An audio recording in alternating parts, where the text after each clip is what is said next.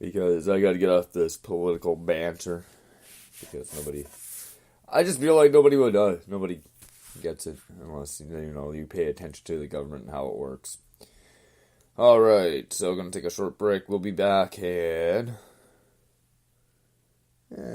roughly 3 minutes. Okay, Indiana, Ohio, Pennsylvania, New Jersey. Maybe you're wrong about this slaughter thing. How can you even be sure what incurs the Lord's wrath these days? Times change. I remember when eating meat on a Friday was supposed to be a hell-worthy trespass. The major sins never change. And besides, I can spot a commandment breaker from like a mile away.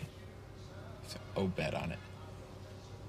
This from the guy who still owes me $10 over that bet about which was going to be the bigger movie, E.T. or Crush Groove. You know what? Fuck you, man, because time's gonna tell on that one. What, are you insinuating that I don't have what it takes anymore? Insinuating? No. Flat out telling you. Right there. There's one. So, they're kissing.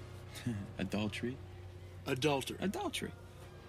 You are just a simple creature. Am I right or what? Well, I happen to know the truth, but I'm not going to tell you. I want to see how boned up on the job you are. What's your proof? He's wearing a wedding band.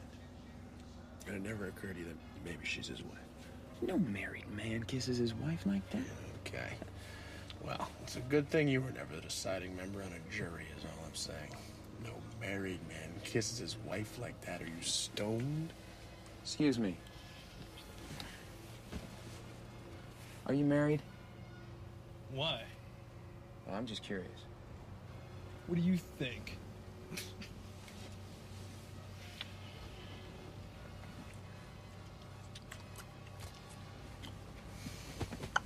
What? To her? What? Are you married to her? Not that it's any of your fucking business, but no. Why?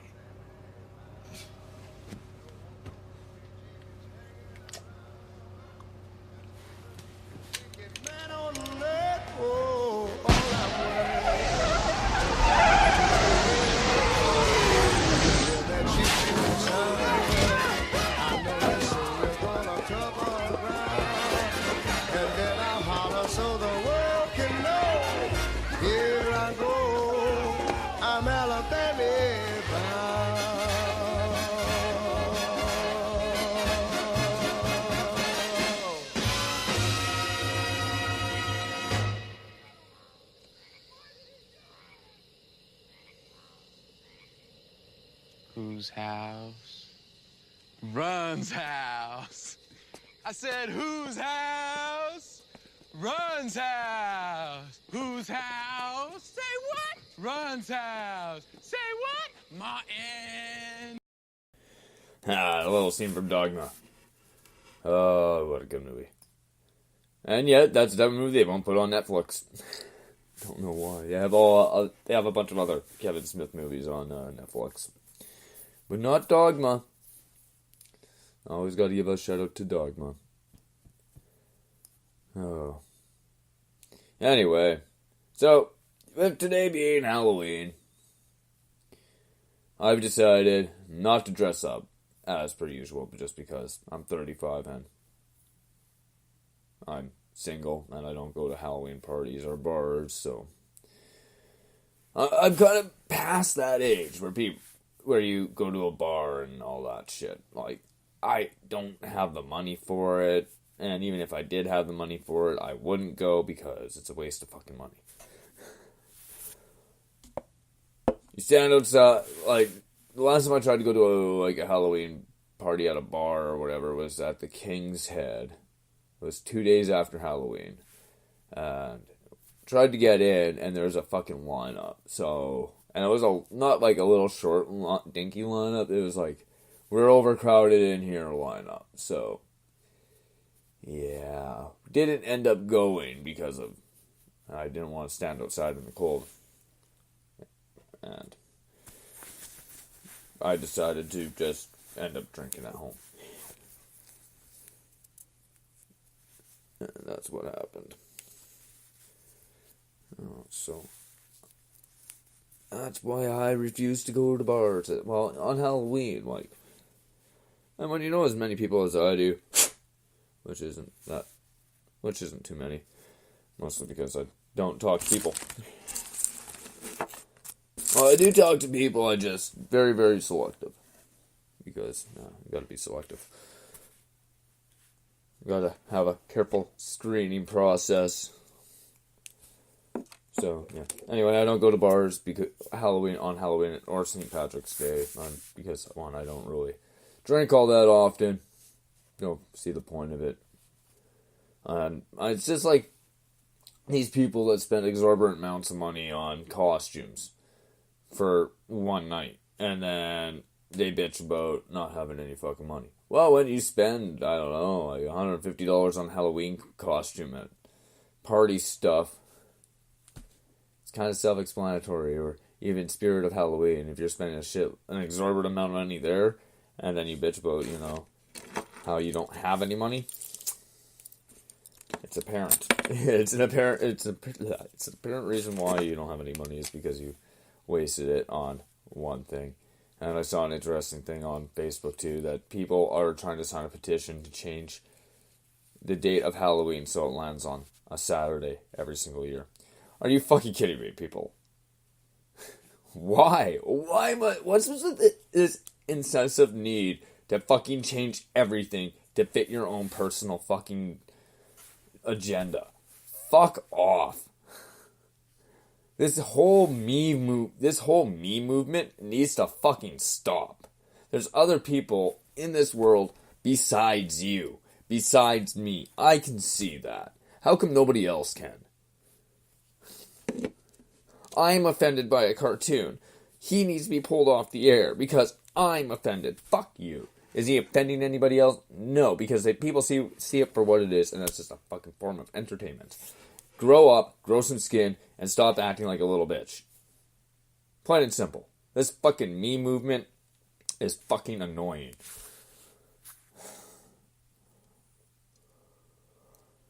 That's like these women's rights groups wanting more. Well, you have everything that a man does. Why do you want more? You can vote, you can work, you can be a police officer, you can be in the military, you can do all the same exact things that a guy can do, but you want to have more because you think you're always right.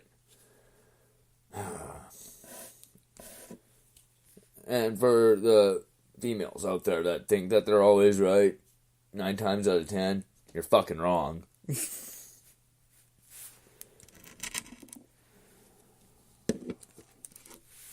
Because I knew somebody that said that somebody like me isn't capable of change. Fuck you. Joke's on you. I'm not an alcoholic. I don't drink anymore. Reformed one. I don't do drugs. I only have medication.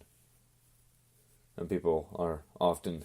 A lot of my friends are worried about me and my drug use, or my medication and work, saying, like, oh, aren't you worried that you get fired? I'm like, they know about it. They know about my medical condition. They know about the treatment that I'm using. And legally, they can't fire me because it's a legal drug, and I don't do it at work. They're like, oh, okay. So what about your breaks and everything? I'm like, they don't know what I do. What I do on my breaks isn't any of their concern. Because I get a half hour unpaid lunch, so it doesn't matter what I'm doing. I punch out, I leave, and I'm not back for like at least 15-20 minutes, so not really any of their concern. Oh, I still can't believe it, though. These oversensitive fucking people with the need to change, modernize everything. And I've said this before, when I sing the national anthem, when I sing the national anthem, I will never say "In All of Us Command." I never will. It's always going to be "In All Our Sons Command." Never us. Like, oh, what a fucking waste of fucking time to change the national anthem. You hear the United States revising their national anthem? No. Why? Because they're proud of our country. They're proud of their nation. They're proud of their flag. They're proud of where they come from. Canada, you're making us look like a fucking hippy-dippy nation. And again, that's another attack at Trudeau and him being a fucking hippie. Anyway. So, on Netflix, they had all the scary movies on there, so I watched all of them. I didn't watch all of the fifth one because they didn't have Anna Faris in it, or even the Wayans brothers. I think they just overused those characters to the point where they're like, yeah, we're not bringing them back. And I watched all the Scream movies. I watched Halloween. I'm done with Halloween movies. I like seeing the Christmas movies. I like watching Scrooged, A Christmas Carol. A Muppets Christmas Carol is my favorite. Nothing like having some Christmas medicine and sitting back and watching Muppets the Muppets rendition of a Christmas, Charles Dickens classic, A Christmas Carol. And yeah, so that's what I'm looking forward to seeing. And Eight Crazy Nights is another one of my favorite, and How the Grinch Stole Christmas. I can only watch a little bit of it, but I like the original, like, old school cartoon. No, I can't sit there and watch Rudolph the Red-Nosed Reindeer and Frosty the Snowman, and yeah, I can't sit there and watch those. I'm too old for that. I can't see myself sitting there watching it. Oh, right.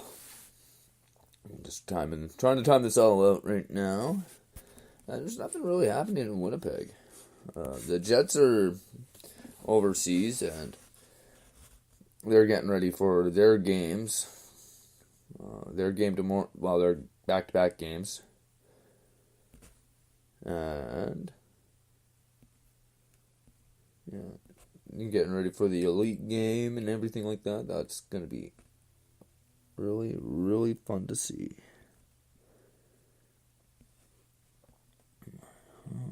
Just getting updated and everything. Well, they call it the Global Series, and there's a lot of people that aren't impressed with the fact that they're taking games overseas, and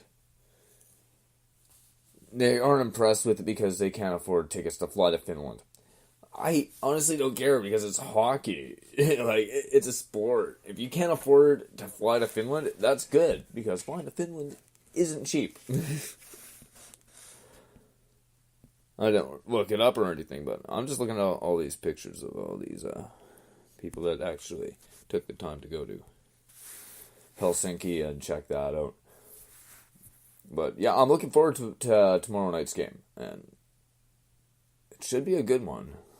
Hopefully Patrick Laine can find his groove and get back to his ways of scoring and, getting in position and, not playing like a rookie. Not playing like McDavid did last year.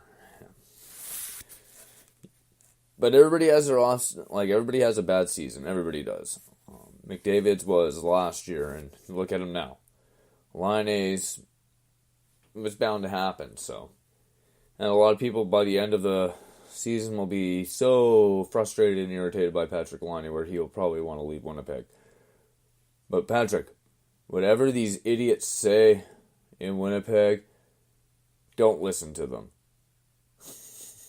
Don't listen to them because they don't know the game. They don't know the game at all.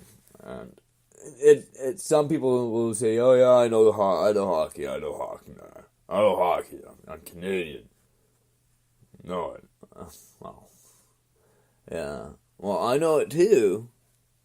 But, I actually analyze, I sit there and while the game's on and I analyze it and I see all their plays that they set up. And with the Jets, they keep on going and having the defense cycle forward and around, but I would cycle counterclockwise. I'd start cycling clockwise for one rotation, and then the next rotation I would cycle down and go counterclockwise. Gotta fuck with them. Easier to open up positions because it's harder for the defenseman to turn around. So you go one rotation, going clockwise, swing it around that other way. And do that a couple times, and then swing it back to the other.